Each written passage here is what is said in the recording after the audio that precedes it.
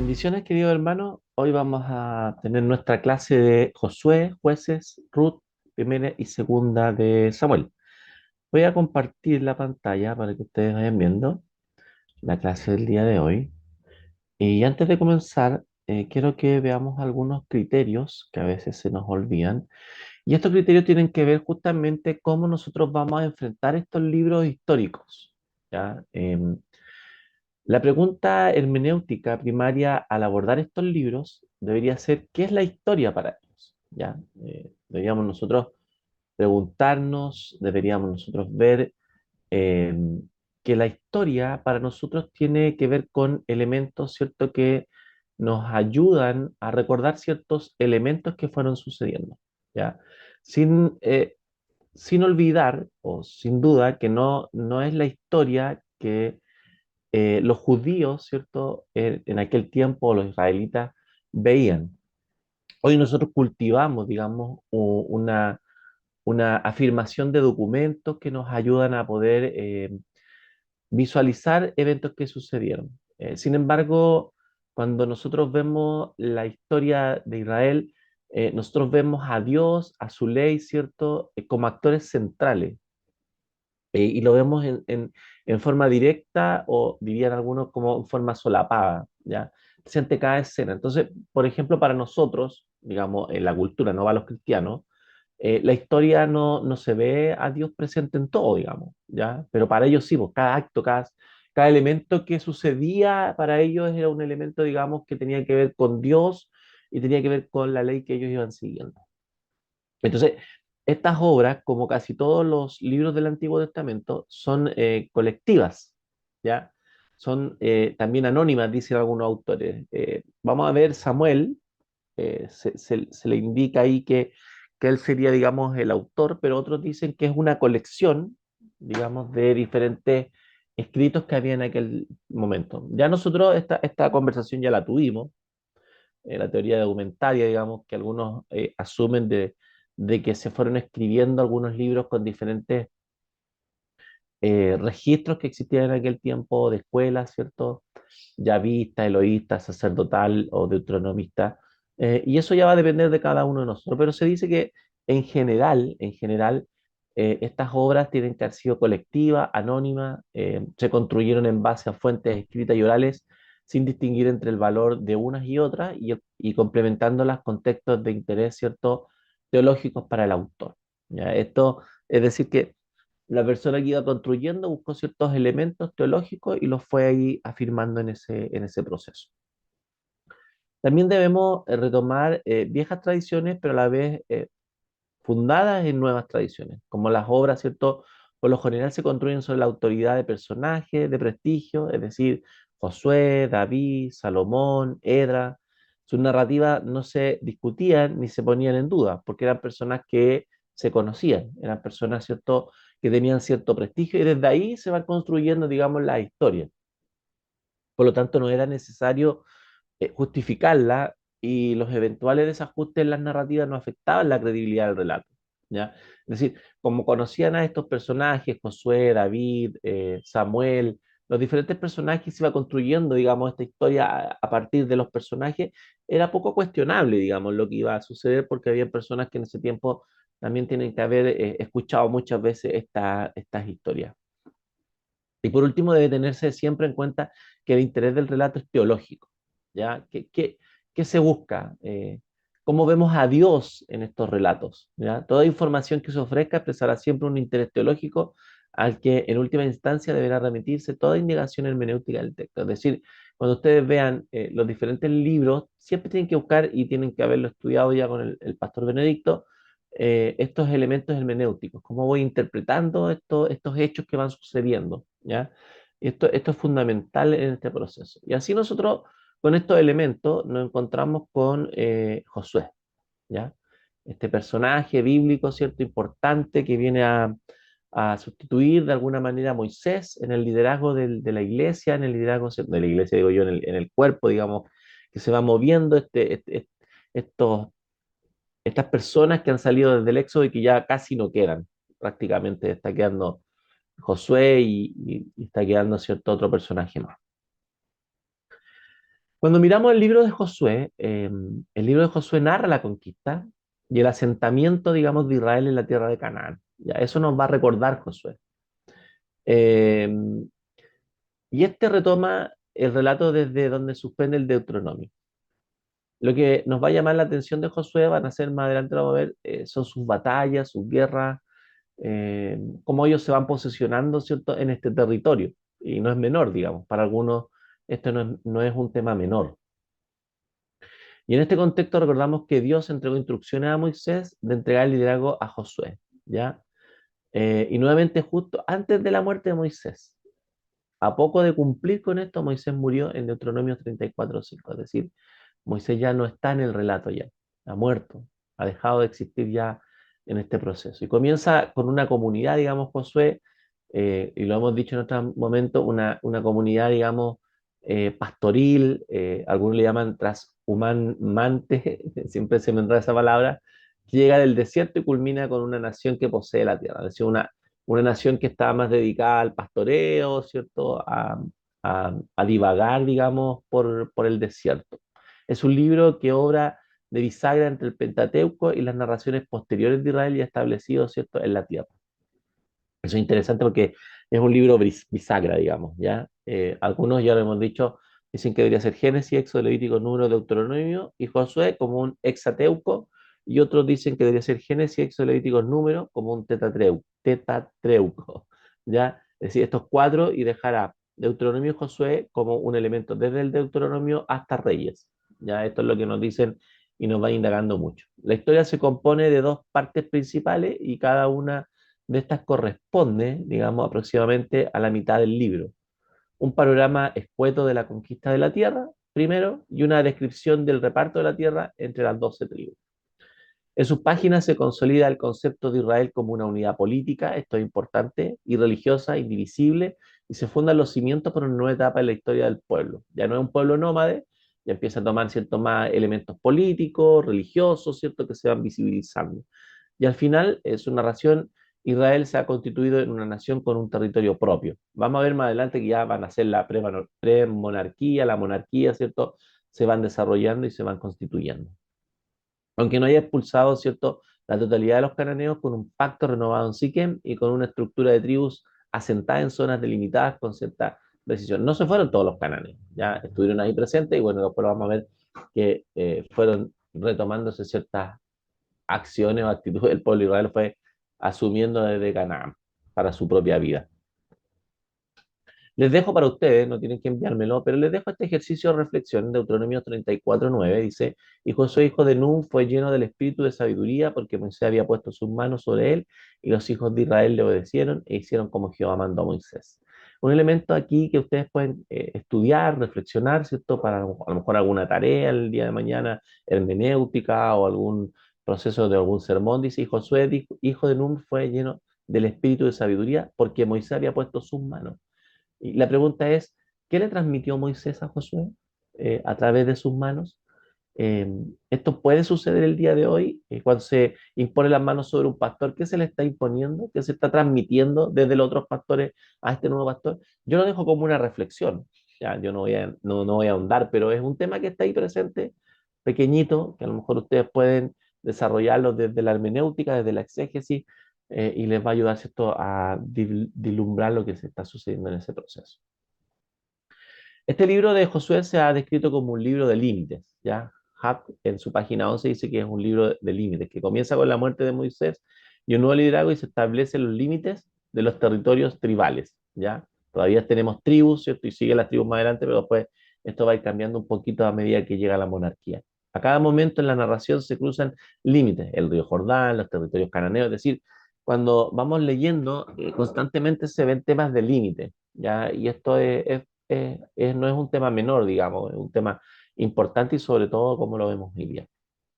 Yo les decía recién el Hexateuco, ¿cierto? Es decir, una obra compuesta por 6 libros en lugar de 5, tal como se conocía el Pentateuco. Los autores que sostienen esta propuesta son Von Rath, que es un libro que a lo mejor voy a buscar, se los voy a subir para que lo tengan, Eisfeld y Fogrer, ¿ya? Josué como el sexto libro, y el Tetrateuco, desprendiendo que al Deuteronomio eh, del Pentateuco, ¿ya? Lo desprendemos de estos cinco. Entonces ahí hay dos visiones importantes, digamos, cómo nosotros vamos a ver el Pentateuco. Algunos lo ven como cinco, otros como cuatro, otros como seis, ¿ya? Y no es menor, digamos. Se esfuerzan los límites religiosos al señalar, ¿cierto?, el necesario seguimiento de la ley, la prohibición de los ídolos y altares, la necesidad de considerar anatema aquello que trae impureza ritual, y Josué como Génesis y Éxodo, ¿ya? Es una obra fundamental que cierra un periodo y abre otro con nuevas coordenadas sociales y religiosas. Es decir, se nos abre un nuevo panorama, ¿ya? Josué nos abre este nuevo proceso que se va a ir desarrollando y se va a ir activando a lo largo de los escritos bíblicos. Acá tenemos un pequeño, digamos, cronograma. Josué, ¿quién fue? Dice, Josué fue un líder bíblico del Antiguo Testamento que sucedió a Moisés como líder del pueblo de Israel. Es conocido por liderar la conquista de la tierra prometida, luego de la salida de Egipto y vagar por el desierto. Su llamado, Josué fue llamado por Dios para suceder a Moisés y guiar, ¿cierto?, a los israelitas en la conquista de la tierra prometida. Recibió instrucciones y orientaciones diversas de cómo guiar al pueblo en las batallas. Su muerte, la Biblia no informa explícitamente la muerte de Josué. El libro, al terminar, lo menciona como un anciano, llamando al pueblo de Israel a seguir fielmente los mandamientos de Dios. ¿Por qué fue conocido este personaje? Es conocido por liderar a los israelitas en la conquista de la tierra prometida. Cuando miramos, ¿cierto?, la información de su padre, Nahum, sin información sobre el resto de su familia, ¿ya? Si nosotros tenemos que mirar como un cronograma de la vida de Josué, aquí tenemos ciertos elementos que yo creo que a ustedes les pueden ayudar, incluso para explicarle a los hermanos o alguna clase que ustedes pueden hacer, incluso a niños, adolescentes, de una forma más didáctica, la vida de Josué y cómo se fue desarrollando, ¿cierto?, su proceso de llamado y su proceso de desarrollo en el pueblo.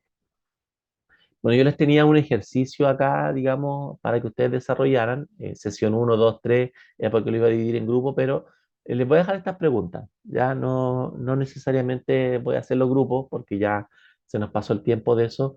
Y yo les tenía algunas preguntas. Según Josué 1, 6, 9, ¿qué es lo que Dios enfatiza repetidamente a Josué en estos versículos? ¿Qué le serviría a Josué? ¿Qué advertencia le dio Dios a Josué? ¿Ya? Y ahí ustedes pueden ir desarrollando a lo mejor para usted un estudio bíblico, algún sermón, alguna cosa que les pueda servir. Después yo les iba a invitar a leer Josué 5, identificar tres hechos importantes de la experiencia de Josué, leyendo el texto bíblico, y por último Josué 7, del 7 al 21, cómo respondió Dios a las preguntas que Josué le hizo, porque Josué hizo algunas preguntas. Describe el proceso que Dios planteó a Josué para determinar quién había pecado, y ahí hay todo un proceso de obediencia, de desobediencia, ¿cierto?, que ustedes pueden tomar y pueden desarrollar de muy buena manera, a lo mejor para alguna clase o algún estudio bíblico que ustedes quieran realizar en sus iglesias.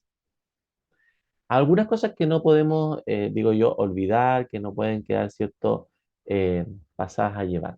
El libro de Josué relata acontecimientos de la historia de Israel ocurridos durante el siglo 13 antes de Cristo, cuando oleadas, ¿no? Oleajes, podríamos decir, ¿cierto? Oleajes de pueblos nómadas del desierto en Oriente y los pueblos de Europa Central y del Norte. Es interesante porque había, ¿cierto?, un movimiento, no solo de los pueblos digamos, de Josué, sino que en general en ese tiempo había un movimiento, digamos, de diferentes pueblos que iban desarrollando en el Medio Oriente la búsqueda a lo mejor de tierra, la búsqueda de comida, es decir, lo que está ocurriendo mucho hoy día. Diríamos nosotros, hubo una migración bastante potente en aquel tiempo. Entonces, no fue solo el pueblo de Israel, sino que fueron varios pueblos los que se fueron moviendo geográficamente en este triángulo, digamos, del Medio Oriente, esta media luna fértil que ustedes conocen, que partía por ahí por Egipto, ¿cierto? Y se desarrolla por toda Mesopotamia.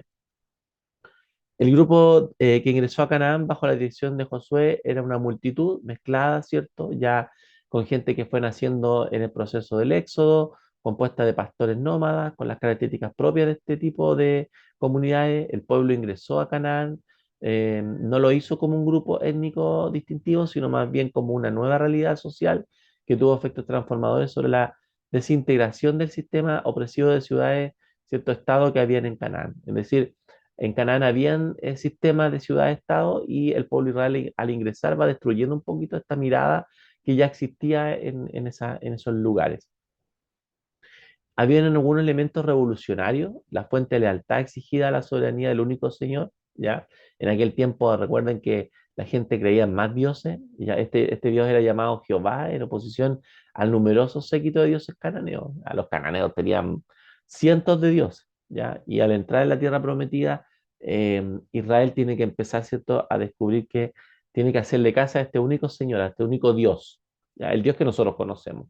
Hoy día tenemos otros dioses, que puede ser el dinero, el egocentrismo, otras cosas, pero en aquel tiempo existían literalmente y visualmente para ellos otros dioses, digamos.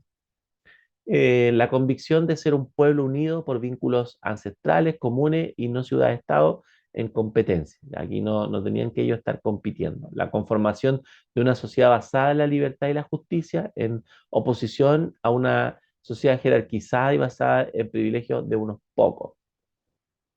Esto es importante porque en un principio la sociedad, ¿cierto?, de Israel, digamos, este pueblo que ha venido caminando, estaba desarrollándose a través de la libertad, de la justicia. Sin embargo, llegan a Canaán donde hay una situación jerarquizada, basada en privilegios, solo para algunos pocos. Eso pues se va a dar igual, digamos, en el pueblo de Israel algunos lo van a adoptar. Una religión sin culto a la mente, ni ritos sexuales o culto al rey, sino a Jehová, el Dios de la vida. Ya no podemos olvidar que las religiones de aquel tiempo exigían ciertos cultos a la muerte, habían ritos sexuales que eran propios de aquel tiempo, había mucha prostitución en los lugares o en los templos donde se desarrollaban estos cultos, ¿ya? Y Israel no llega a un pueblo donde se desarrollan estas actividades, se asienta en ese lugar. Recuerden que no todos los cananeos se fueron y algunos, digo yo, algunos israelitas fueron adoptando esta situación y después lo vamos a ver más adelante también en la desobediencia del pueblo. Cuando vemos la teología del libro de Josué, Andy Nash nos dice algunas cosas bien interesantes y nos dice que en su misión de consolidar la identidad de Israel, el libro de Josué concede soporte teológico a varios aspectos de la vida regular del pueblo, ¿ya? No solo a uno o dos, sino que a muchos aspectos. La tierra cobra un valor teológico, ¿ya? Superlativo que sin duda va más allá de la necesidad política de delimitar un territorio para ser conocido como nación. La tierra es de Yahvé y él ofrece a su pueblo. Es decir, la tierra es de Dios, ya no es de una persona, no es de un pueblo, ¿ya? Y ahí ya tenemos un elemento teológico que nosotros podemos descubrir. Israel posee la tierra, pero en su contrato condicionado por la obediencia del pacto, ¿ya? Es decir, Dios les da esta tierra, pero hay un elemento de obediencia, y por eso después vamos a ver mucho este tema cuando se van al exilio, ¿ya? Y vuelven del exilio, ¿cierto? Y vienen los babilonios, o vienen ciertos pueblos, ¿cierto? Y van tomando a Israel por esta desobediencia, y viene a partir de este punto.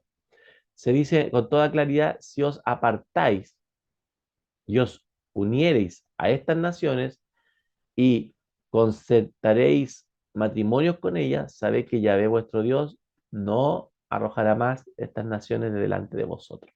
¿Ya?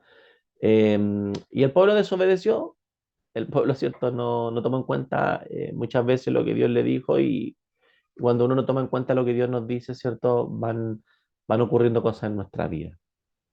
Hay una tensión muy delicada dentro de los textos, busca crear las condiciones religiosas y sociales para fundar un nuevo periodo en la historia del pueblo que comienza a vislumbrarse en el post-exilio. La función específica de Josué es confirmar que la promesa de la tierra a los patriarcas fue cumplida por Dios en plenitud. Esto lo dice Sohir en su libro que editó en 1972, la página 19, y esta promesa junto a la de una descendencia numerosa son los dos grandes compromisos de Dios y Él no falló en conceder. Es decir, Dios no falló, falló el pueblo. Josué contribuye a la historia de Dios acerca de la redención al traer el cumplimiento de la promesa del pacto de la tierra hecha en Génesis y a lo largo de todo el Pentateuco, poniendo así el escenario para las fases seguidas de la historia. ¿Ya? Josué viene a cumplir este elemento. Acerca del autor, hay posiciones que diríamos nosotros, o elementos que dicen que sí lo escribió él y otros dicen que no. Ya la tradición judaica asignó la autoría de este libro a Josué, aunque en ninguna parte aparece identificado el autor. Varios factores han sido esgrimidos para hablar de esta autoría. ¿Ya? El autor aparentemente fue testigo ocular de algunos de los sucesos descritos, 5 o 6, ¿cierto? El uso frecuente de la expresión hasta el día de hoy, y la vemos en diferentes textos bíblicos, y el contexto en el cual ocurren los acontecimientos que sugieren una fecha temprana para su composición. Otra evidencia en que muestran que el libro fue escrito en una fecha posterior a la del personaje de Josué, tales como la referencia a su muerte, por ejemplo. Ya, si hace referencia a su muerte, probablemente lo escribió otra persona. La referencia a hechos que ocurrieron posteriormente, como la conquista de Hebrón por Caleb, los problemas de concordancia interna que parecen responder a intereses más explicables si postula una redención, por lo menos en su presente forma o en una fecha posterior a los hechos que narra el libro. Es decir, hay hechos que los narra el libro, pero fueron posteriores, ¿ya? Se pueden identificar desde la arqueología y desde otros elementos. Entonces ellos van mostrando estos procesos. Ahora, como hemos dicho siempre nosotros, cada uno va a tomar la posición que estime conveniente y que va a desarrollar de mejor manera. Si nosotros tuviéramos que hacer un pequeño resumen, diríamos que con Josué hemos recorrido un texto lineal, muy lineal, es decir, que va contando eventos, ordenado, identificado con la teología del Deuteronomio, ¿ya? En Israel es una unidad como pueblo y sus integrantes son solidarios en las luchas y en los desafíos. Van detrás de un líder y sus personajes son descritos como héroes indiscutibles, cuyas conductas, al menos en la perspectiva del narrador, son intachables a los ojos de Dios. ¿Ya? Esto cambia después. ¿Dónde cambia? En el libro que viene, ¿ya? En Jueces. Ahí ya tenemos algunos elementos complejos que, que, que, que rompen, que difieren de lo que ha venido desarrollándose, ¿cierto?, en el libro de Josué. Ahí tenemos entonces el libro de Josué, que es un libro que nos ayuda, ¿cierto?, como bisagra, y entramos al libro de Jueces. Ya, y ahí está una de las historias famosas, ¿cierto? Ustedes se recordarán de este personaje que tenía mucha fuerza, que una mujer llamada Dalila, ¿cierto? Eh, con con su voz hace que este personaje le cuente cuál es su secreto, le cortan el pelo, ¿cierto? Después se redime, pero sin embargo hubieron consecuencias fatales para él, aunque él se redimió, ¿cierto? Cuando miramos el libro de Jueces, encontramos un desajuste a lo que viene relatándose. Es como un quiebre, es como uno dice, ¿qué pasó aquí? En Josué uno viene escuchando un relato lineal, dijimos, un relato que obedece a ciertos elementos, pero que se pierden acá. Jueces nos sorprende mostrándonos un Israel fraccionado, después de un Israel que había estado muy junto, parece que les complicó esto de tomar ciertos territorios, se fue fraccionando, lleva detrás de líderes particulares, en algunos casos incluso de dudosa moral. Acabamos de decir que Josué lo que más estimaba era que sus líderes tenían un alta, digamos, eh, testimonio, y acá cambia, que por momentos luchan entre sí, desdibujan sus fronteras internas y poco tienen que de observantes de las leyes. ¿Ya? Cuando uno mira el libro de Jueces, se va perdiendo lo que venía diciendo el libro anterior. Jueces narra ciertos eventos que sucedieron en Israel entre la conquista de Canaán bajo la dirección de Josué y el inicio del reinado de Saúl. ¿Ya? El título se refiere a los líderes de Israel durante esta época. La palabra jueces se traduce del vocablo hebreo chopetim, pero los chopetim del libro difieren de los jueces modernos. ¿Ya? No son jueces como lo diría que imparten justicia. La función de estos jueces es más de liderar, de líderes militares, guerreros, libertadores del pueblo. ¿Ya? No pensemos tanto, aunque sí ejercieron cierta justicia en algún momento, no debemos pensar en jueces como los que nosotros hoy día tenemos. Ya estos jueces tenían que ver con elementos más bien militares, guerreros, libertadores para el pueblo. Es una narración desequilibrada, podríamos decir, y que varios autores mencionan esto, donde a unos jueces se les dedica larga narrativa y a otros apenas se les nombra. ¿Ya? A algunos se les cuenta largamente lo que ellos hacen, sin embargo, otros apenas se nombran. ¿Ya? Al orden y la elevada disciplina social que revela Josué, se le oponen estos relatos que hacen pensar en un pueblo librado a pasiones, a veces irracionales y con un mínimo de cohesión interna. ¿Ya? Y eso a mí me hace pensar mucho porque como que el libro de Jueces desequilibra todo lo que venía haciéndose de buena manera. Es como que ellos retrocedieron en vez de avanzar. Antes del libro de Jueces, el gobierno de Israel estaba centralizado, ¿cierto? ¿Se acuerdan? En Moisés, luego en Josué. También la adoración a Yahvé estaba centralizada en el tabernáculo, o sea, había construido el tabernáculo. Después de los jueces, el gobierno nacional vuelve a centralizarse en los reyes y desde el reinado de David, el culto cada vez más centralizado en Jerusalén, en el templo. Se pierde, se va perdiendo, aunque se desarrollan ciertos elementos, se va perdiendo eh, estos elementos que se desarrollaron tanto en Deuteronomio, tanto en Josué. Al observar que esta disonancia narrativa tiene una profunda significación hermenéutica y se explica por el hecho de que al señalar cuán bajo han llegado Israel, prepara al lector para justificar teológicamente el paso a la monarquía. ¿Ya? Según Connell, nos indica que hay una disonancia narrativa. Y esta disonancia tiene una significación hermenéutica para indicarnos este proceso que va desde estos líderes como Moisés, como Josué, y este desastre, digamos, que comienza con los jueces y le va dando un paso teológico a la monarquía. Querían rey, ¿cierto? El pueblo, y el pueblo llega a tener un rey, pero este rey no se comporta de buena manera. ¿Ya? Más bien vamos a ver más adelante que fue desobediente. Pues se cumple en narrar el periodo que cubre desde el asentamiento en la tierra hasta la creación de la monarquía, aunque ésta se demore se demore en el relato, ¿cierto? Hasta capítulo 8 versículo 2 los capítulos, capítulo 8 capítulo 2, ¿ya?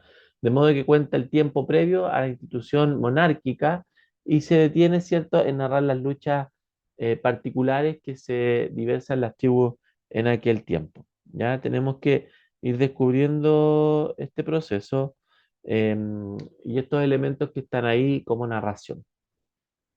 Como una serie de relatos, ¿cierto? Agrupados que nos pintan el mundo cultural, político, religioso de Israel premonárquico, ¿ya? En contraste, en Jueces de Israel se halla, ¿cierto?, descentralizado, no hubo un gobierno nacional, ¿ya? Los jueces aparentemente ejercían su liderazgo a nivel regional, más bien, más que nacional, y el culto a Jehová se practicaba no solo en el tabernáculo, sino también en los santuarios locales, es decir, habían santuarios locales. Si ustedes se dan cuenta, hay una transición, no menor, ¿ya? No menor en este proceso. Es de notar que ningún personaje de los jueces es llamado siervo de Yahvé, ¿ya? Una experiencia aplicada en Moisés y también a Josué y luego a David, pero negada. Dice que fue muy negada esta afirmación. Puede ser que algunos teólogos afirman que sí, algunas expresiones se acercan, pero si uno va, digamos, al centro de esto, se pierde esta expresión. Se pierde esta expresión en jueces. Y por algo será, ¿ah? Porque estos jueces no se portaron de buena manera. ¿Ah? De manera esquematizada en todos los casos que vemos en jueces, Israel va detrás de ídolos o dioses cananeos como Baal, ¿cierto? Astarte, que deterioraron su vida religiosa y no solo les hace perder la protección de Dios, sino que éste actúa contra ellos, ¿ya? Es lo que les decía yo. En consecuencia, son víctimas del saqueo de las naciones que los rodean, despojan, explotan o venden como esclavos. Cada juez surge en respuesta a una situación particular y a su muerte Israel vuelve a caer en la idolatría y a su muerte Israel vuelve a caer en la idolatría. Ya, ahí lo repito por lo mismo, que vuelva a caer, vuelva a caer, vuelva a caer. Ya, no aprende. Cada juez surge, ¿cierto?, en respuesta a estos elementos particulares de la vida, ¿cierto?, del pueblo. Se dice en Jueces 2:16, entonces Yahvé suscitó jueces en respuesta a la idolatría dentro de Israel. En el 21-25 se cierra la obra con estribillo: en aquel tiempo no había rey en Israel y cada uno hacía lo que quería. Es una forma de invitar a preocuparse uno, ¿ya? ¿Qué pasa cuando Dios se pierde, ¿ya? O perdemos la vista de Dios? Es un elemento no menor de distracción. Algunos datos que no podemos olvidar de este libro. En la parte central de la obra se mencionan 12 jueces. ¿Ya? El número es simbólico desde el momento que hay varios de ellos, de quienes tan solo tenemos el nombre y algún dato ínfimo. Jueces menores, dicen algunos, los dividen, no necesariamente esta expresión siempre va a aparecer, que no aparecen de hecho en el texto bíblico, pero que ayuda a distinguirlo de aquellos otros de los cuales se nos da una narración detallada de sus actos. Los 6 menores son Samgar, Tolá, Yair, Ibzán, Elón, Abdón. Ya se habla poco de ellos y se le llaman jueces menores. Y los jueces mayores son Otoniel, que ya lo conocemos, Ehud, Débora, que es la única mujer y que es jueza y también dicen que probablemente profetiza. Ya su relato se complementa con un poema, capítulo 5 y que se considera la pieza literaria más antigua del Antiguo Testamento. Según este autor, Scheider dice que debería ser una pieza literaria más antigua del Antiguo Testamento. Interesante ahí, Débora, para a lo mejor un trabajo hermenéutico, si les da a alguien trabajar a Débora, como esta mujer, ¿cierto? Jueza, profetiza, su labor, su misión, su aporte, ya no es menor. Gedeón, Jefté, Sansón, que es uno de los más conocidos porque contamos su historia muchas veces y yo comencé diciéndole esto, de ellos se nos relatan acciones detalladas y llenas de heroísmo y a la vez crueldad, ¿ya?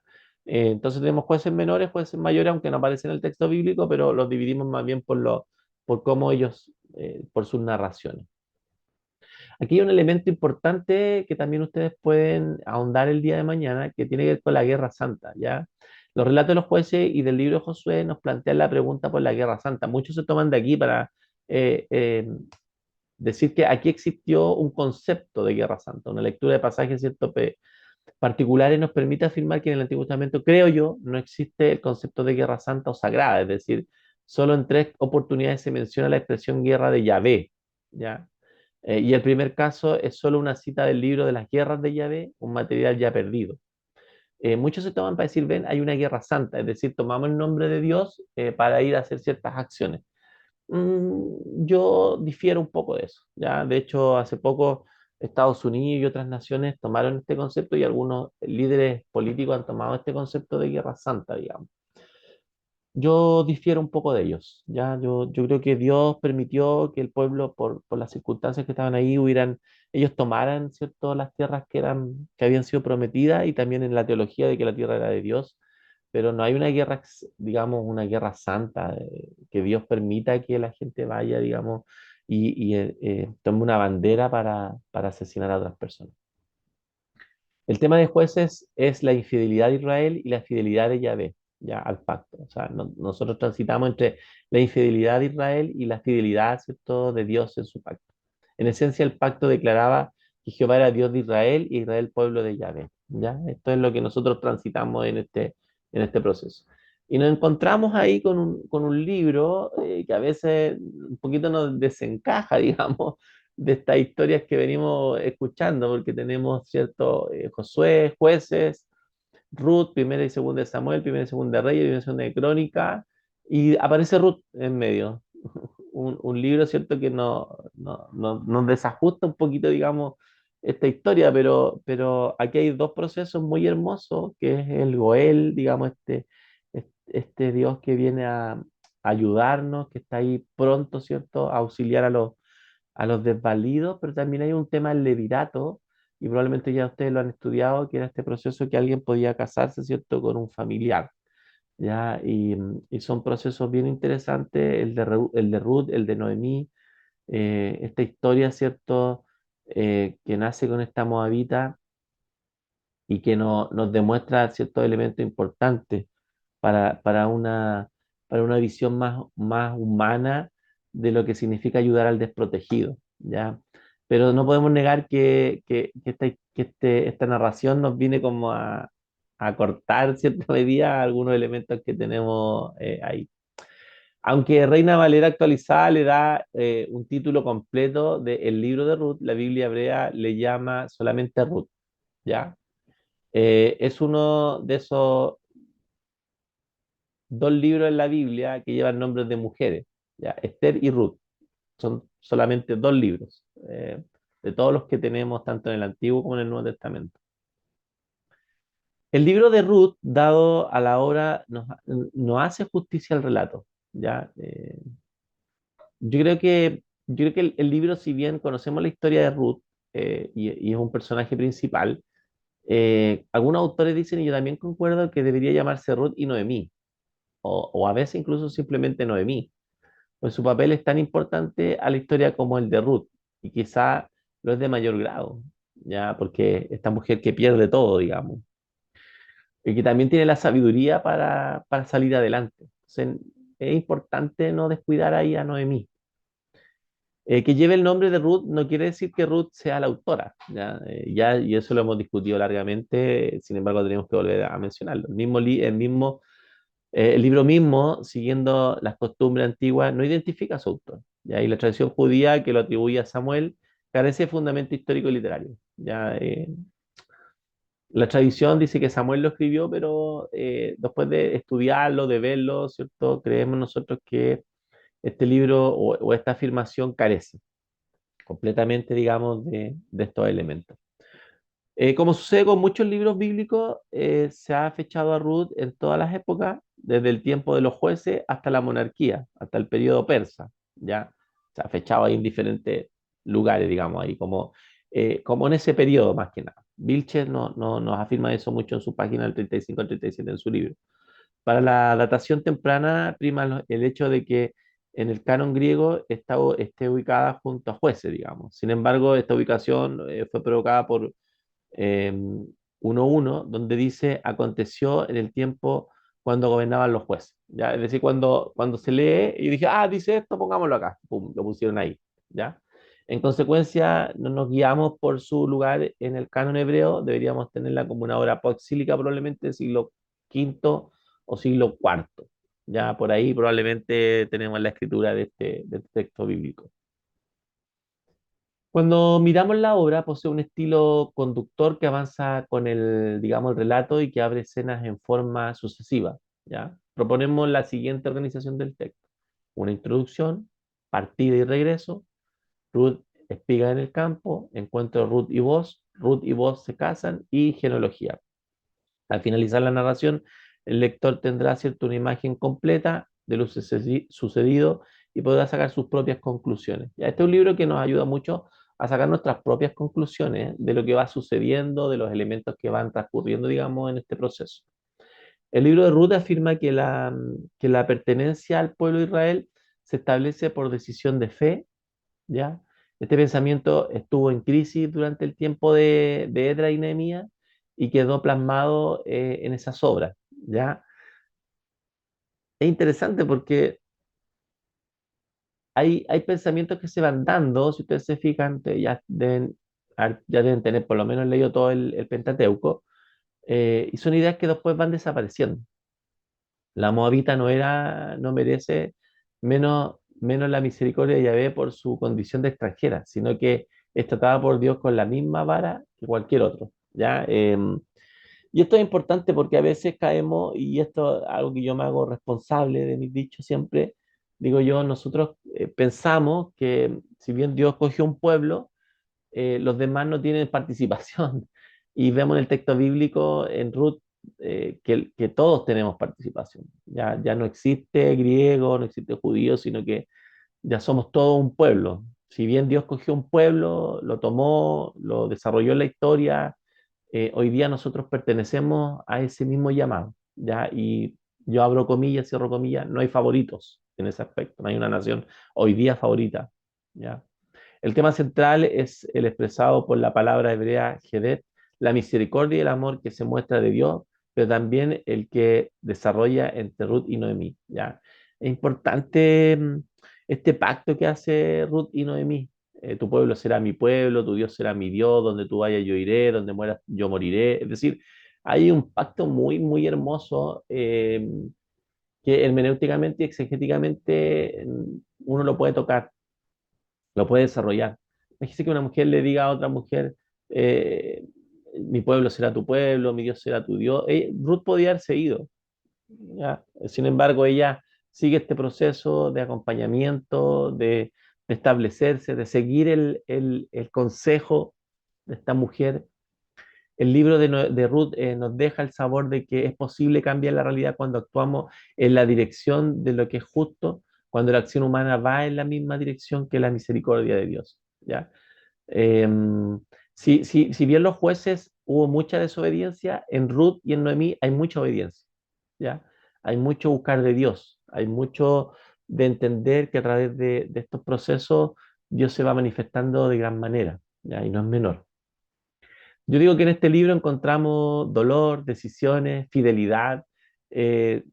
Si yo quisiera tomarlo como una novela, sería una gran novela, digamos. Hoy día podría ser tomado como una teleserie, digamos. Se van de un pueblo, Noemí, su esposo, muere su esposo, mueren sus hijos, mueren, digamos, los hombres, y eso en aquel tiempo era complejo. Recuperándose del shock que producía la muerte de su esposo, las mujeres comienzan a realizar planes para hacerle frente a la vida. Mueren los esposos, mueren. De estas tres mujeres, digamos, y tienen que hacerle frente a la vida. Y eso me hace pensar a mí que cuántas veces nosotros tenemos que hacer frente a la vida, digamos, después de un shock, de un problema. Sus recursos debían ser pocos y sus opciones limitadas. Eran mujeres, solas. Si quisiéramos ponerle un subtítulo al libro Ruth, uno muy bueno sería Crónicas de decisiones acertadas, ¿ya? Después de la muerte de los hombres, digamos, si hay algo que destaca el libro de Ruth y esta relación de Noemí con Ruth, es que hay decisiones acertadas. Efectivamente, en su breve página impacta ver cómo Noemí, Ruth y Boaz, personajes centrales de este relato, tomaron decisiones, ¿cierto?, excelentes, ¿ya? No fueron menores. No me ruegues que te deje y que me aparte de ti, porque a donde quiera que tú vayas, yo iré, y donde quiera que tú vivas, yo viviré. Tu pueblo será mi pueblo y tu Dios será mi Dios. ¿Ya? Por eso le decía dolor, decisiones, fidelidad, es decir, son palabras que nosotros vemos en este libro, ¿ya? Y que no son menores. Un retorno doloroso, salió llena, digamos, esta mujer, ¿no? Esposo, hijos, ¿cierto?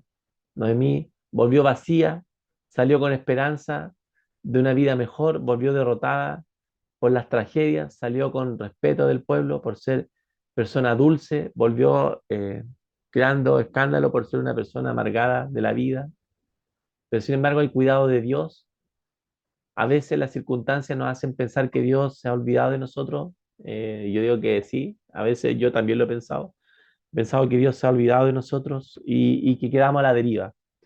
Así nos parece cuando pasan una serie de tragedias, pero podemos tener la seguridad de que, como en el caso de Noemí, Dios está caminando con nosotros y abrirá las puertas en su tiempo.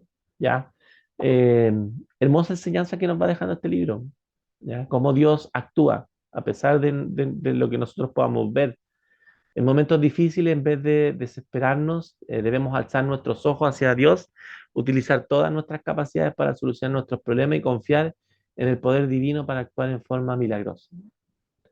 Yo he tenido que experimentar eso, de vivir el poder de Dios. Me cuesta porque yo soy una persona a veces racional, digamos, de una persona que quiere tener el control de ciertas cosas, pero a veces los problemas son solucionados con confiando en el poder divino de Dios, que de forma milagrosa puede cambiar las cosas, aunque nosotros no sabemos cómo, porque no tenemos una fórmula humana, Dios lo hace.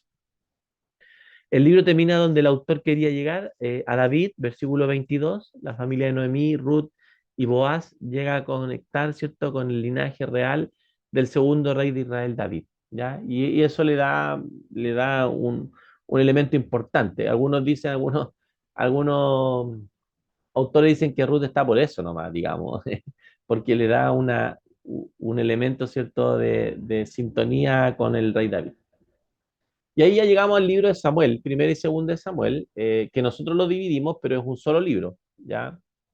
Dentro de la narrativa de la historia de Israel, estos libros cuentan el paso del sistema del gobierno tribal, conducido por jueces, a la instauración de la monarquía y sus primeros dos reyes, Saúl y David. Fíjense lo que hemos venido hablando de este líder Moisés, después Josué, que son líderes que tienen un carisma fuerte, que la gente los sigue.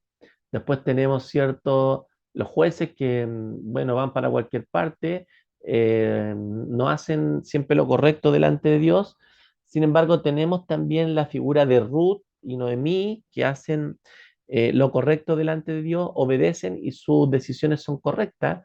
Y nos encontramos con Samuel, ya este personaje que nos va a invitar, ¿cierto?, a una narrativa interesante de gobiernos tribales, de jueces, y que finalmente vamos a llegar a sus primeros reyes, ¿cierto? Saúl, David y todo el sistema que se va construyendo en aquel tiempo. El sistema tribal es descrito como corrupto e ineficaz para defender los intereses de las comunidades tribales, 1 Samuel 8, del 1 al 5, mientras que la monarquía será sutilmente descrito como burocrático y opresor, hecho que se hará evidente en el relato del reinado de Salomón, ver Primera de Reyes 5, 13 y 18. Tampoco es que los reyes hayan llegado a ser una solución, ¿ya? Porque también vemos después la historia de Saúl, que no se destacó por ser un rey muy sabio, ¿ya? Sí tuvo algunos destellos de sabiduría, pero más bien fue un rey, digamos, que para mí, de mi punto de vista, más desobedeció, más fue infiel que fiel, y David, bueno, con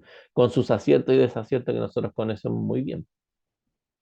El surgimiento de la monarquía está vinculado al conflicto militar con los filisteos, un pueblo que se expandía en Canaán y que compitió, por cierto, por la ocupación del territorio hasta que se equilibraron las fuerzas y ambas naciones convivieron en relativa paz. ¿Ya? Se fueron igualando, digamos, las fuerzas. La figura que sintetiza este proceso tribal monárquico es David, quien comienza siendo un joven pastor, luego un líder tribal y culmina, ¿cierto?, su carrera como el rey que unifica los dos reinos de Judá e Israel bajo su corona. Ya después vemos que estos se van a dividir y ahí va, ¿cierto?, a complicarse todo y hay toda una división. Viene todo un problema, ¿cierto? Incluso con los samaritanos y con todo ese proceso, porque si hay algo interesante de David es que él logra de alguna manera sintetizar este proceso tribal y monárquico, ¿ya? Porque él fue un joven pastor, luego tribal, y termina su carrera, digamos, como un rey. Desde el punto de vista hermenéutico es preciso observar que al ser el libro de Samuel parte de la obra histórica deuteronomista que comienza en Josué y culmina en Segunda Reyes con la caída de Jerusalén, la destrucción del templo y el desierto, del destierro, perdón. No es menor, digamos, ya este proceso. Ni el sistema político tribal ni el sistema monárquico son vistos como adecuados para Israel, sino que más bien considera que ambos lo condujeron al desastre desde el momento que llevaron al pueblo a depositar su confianza en instituciones humanas y olvidar que el único fundamento, digamos, sólido para el pueblo descansar en la protección de Dios. ¿Ya? No está mal tener un sistema de gobierno, nosotros lo tenemos, pero nosotros no descansamos en el sistema de gobierno, no descansamos en lo tribal, ni en lo monárquico, ni en un presidente, sino que descansamos en la protección de Dios y eso el pueblo lo olvidó. ¿Ya? Siguiendo una práctica de la antigüedad se denomina bajo el nombre del primer personaje central de la narrativa del libro, en esta oportunidad Samuel, cuya función es presentada como una transición entre el papel del juez, digamos 7:15-17, que va desapareciendo, y el profeta 3:20, un nuevo actor social que crecerá en un protagonismo durante la monarquía. ¿Ya? Samuel nos ayuda en esta, digamos, en esta transición, digamos, entre los jueces y, digamos, entre los profetas. ¿Ya? Actúa como un mediador. Si ustedes se dan cuenta, en el texto bíblico no las cosas no pasan, digamos, de 0 a 100, sino que hay una activación de los conocimientos. El primer libro de Samuel formó un solo tomo, con el segundo libro de Samuel en el canon hebreo se encuentra en la segunda sección de la Biblia hebrea que se titula Los Profetas.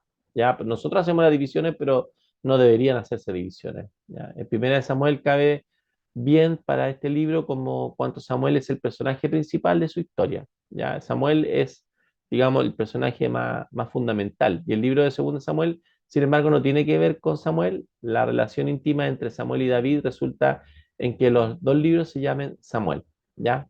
No tiene que ver, digamos, en segundo Samuel ya empiezan a haber otros elementos importantes.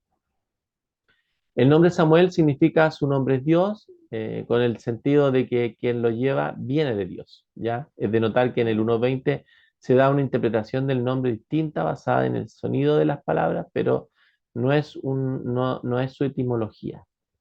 Solo a partir del siglo XV y por influencia de la Vulgata, pero también de la Septuaginta, digamos, comenzaron las ediciones de la Biblia hebraica a incorporar la división en dos libros tal como hoy la conocemos, ya, siglo XV.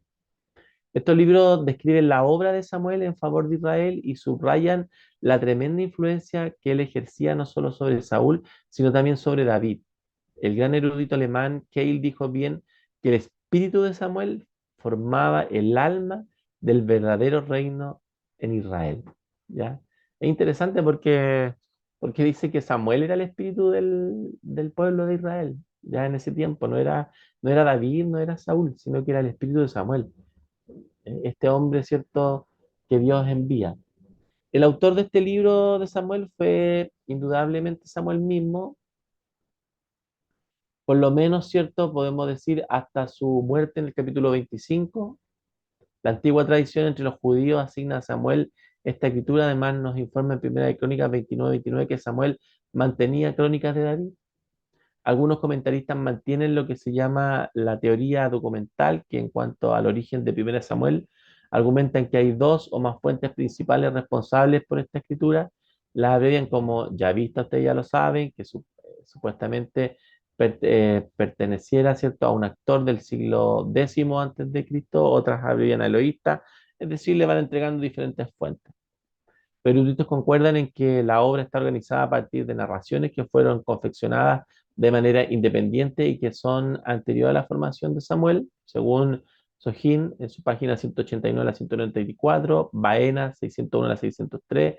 Estas narraciones previas a la redacción final de Samuel no siempre coinciden con la forma actual, pero tampoco difieren del modo que oscurezca su identificación. ¿Ya? La mayoría de los autores menciona que Samuel habría sido el autor del libro y que probablemente Natán y Gad lo terminaran de editar. ¿Ya? Aún la edición final data de la época de David a poco después de su muerte, a más tardar. ¿Ya? Probablemente Natán, Gad terminan este libro. El libro, ¿cierto?, de Primera de Samuel comienza con el nacimiento de Samuel, aproximadamente en el año 1115 antes de Jesucristo, y termina con la muerte de Saúl, cerca del año 1110, ¿cierto? Así todo, esto cubre un periodo de 100, aproximadamente de 100 años, es sumamente importante para relevar el desarrollo del plan divino de redención, y este libro se ven por primera vez al profeta, al sacerdote, al rey, todos juntos. ¿Ya? Ahí empiezan a ver toda esta figura, digamos, que vamos viendo. Traza su texto la transición de la teocracia a la monarquía. ¿Ya? Samuel es el último de los jueces y el primero de los grandes profetas, se dice. ¿Ya? Tenemos que darnos cuenta que Samuel, por ser juez también contemporáneo de Jefté, también de los jueces Ibzán, Elón y Abdón. ¿Ya? Pero más importante es que sea contemporáneo también de Sansón, se dice, que tenía tanto que ver con los filisteos. Desde luego Samuel sobrevivió a todos los demás jueces, siendo el último de ellos, según el comentario bíblico Mundo Hispano, ya en su página número 32. En el momento de nacer, Samuel eh, se iba imponiendo como imperio el reinado de Asiria. Ahí está Tiglat, ¿cierto? Primero, tras numerosas victorias, impuso su dominación al resto de Asia Occidental y de Egipto. Egipto se veía en un estado de declinación que continuaba bajo el mando del faraón Ramsés III y cuarto, pero ya va descendiendo, ya va cayendo, digamos, el poder. Aquí encontramos algo interesante, que el libro de Primera Samuel comienza en el monte Efraín y termina debajo de un árbol en Jabes y Galat. Comienza con una oración y termina con ayunos de duelo, ¿ya? De hecho, hay bastantes llantos que caracterizan esta historia. Hay mucho llanto, mucho dolor, digamos. Comienza Primera Samuel con los filisteos dominando la vida de Israel y termina igual. Nos enseña que el cambio de gobierno no resulta necesariamente en mejorías, no hubo ninguna mejoría, digamos. Lo que vale es un cambio del corazón. La nación precisa un cambio que solamente el Rey de Gloria puede efectuar en su pueblo. Es decir, Dios como Rey es el único que puede, ¿cierto?, cambiar y transformar las cosas. El tabernáculo de reunión es objeto de atención en el libro, pero especialmente el arca. Se destaca como símbolo que no puede reemplazar la realidad o confundirse con la existencia efectiva. Hay gran peligro en distorsionar el concepto de Dios por limitarle a un solo lugar, y esto es interesante, ¿eh? Y servirle indolentemente. Es decir, como lo refiero a un solo lugar, y esto pasa hoy día también en las iglesias, puedo referirlo solo al templo, nos vamos poniendo indolentes, no nos importa lo que sucede fuera de nuestros templos. Dios quiere misericordia más que sacrificio y conocimiento de sí mismo más que holocausto. Después lo va a decir Oseas capítulo 6 versículo 6. ¿Ya? Es decir, nosotros tenemos que poner atención a eso también como iglesia. Dentro de los hechos, Samuel se narra la creación de la monarquía israelita, ya que es importante. La elección de Saúl y su unción como rey se relata dentro de la historia de Samuel.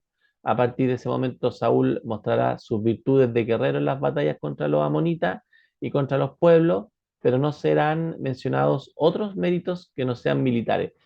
Hay algunos por ahí pequeños, pero más que nada a Saúl se le va recordando por temas militares. Por eso a él después le duele mucho cuando David hace ciertas cosas y los cánticos que se hacen, porque él era considerado un gran guerrero, un gran militar.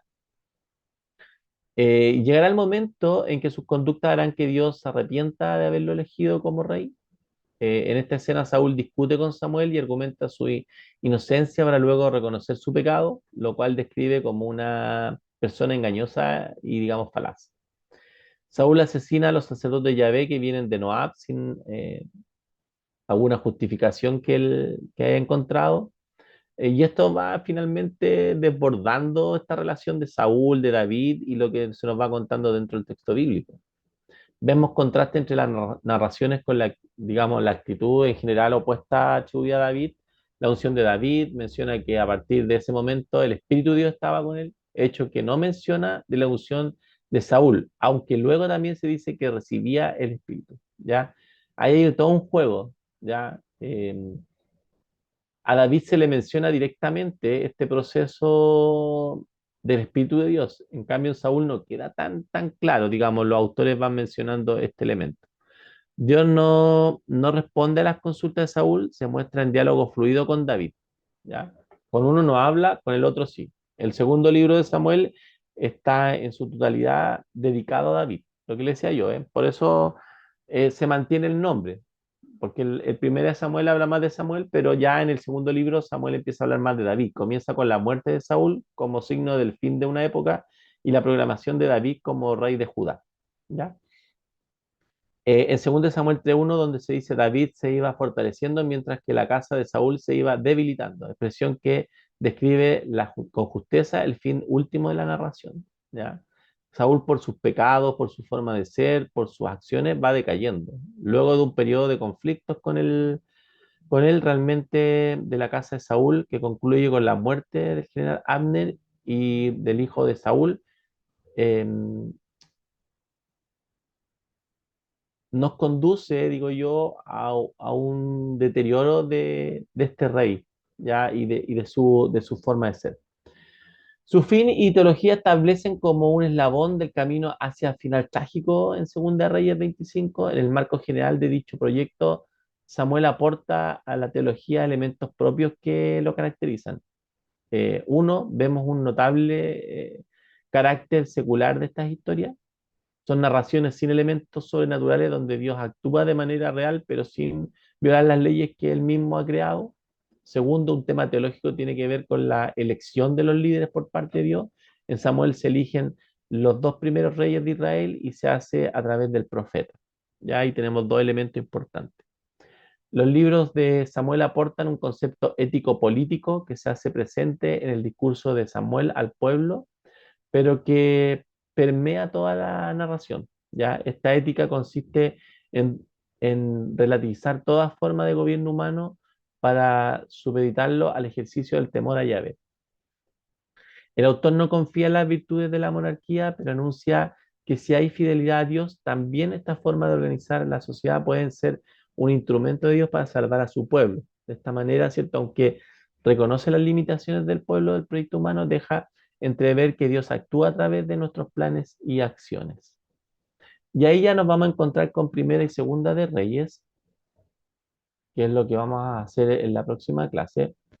Y es importante e interesante entonces descubrir todo este proceso que se va desarrollando desde el Deuteronomio hasta Reyes, pero que en esta oportunidad dejamos hasta Primera de Samuel, donde uno dice, bueno, ¿qué pasó aquí? Pues esta historia comienza en el Éxodo, salen, recorren, Moisés es un líder, no entra a la tierra prometida, Josué toma el liderazgo, lo desarrolla de buena manera, hay tranquilidad, hay proceso, llegan a lo que Dios quiere, pero que en Jueces, por la desobediencia, se va perdiendo y que vuelve a retomarse con Samuel, pero en Samuel tenemos dos formas de mirarlo, ¿cierto? Esta monarquía que se va desarrollando, que finalmente no es tan buena al parecer, porque se quiere centrar más en, como decimos nosotros, se centra más en las personas, en elementos como el arca o como el templo y se va disociando lo demás.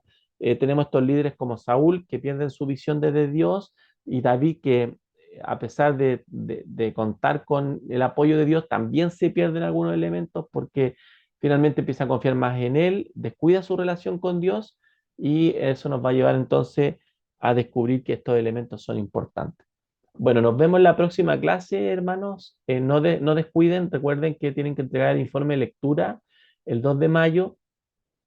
También no dejar de leer el Antiguo Testamento y nos vemos para entonces retomar el proceso de Primera de Reyes en adelante. Queremos ver si vemos Primera y Segunda de Reyes, Primera y Segunda de Crónica y ver si puedo llegar hasta Edras. ¿Ya? Bendiciones, queridos hermanos. Nos vemos.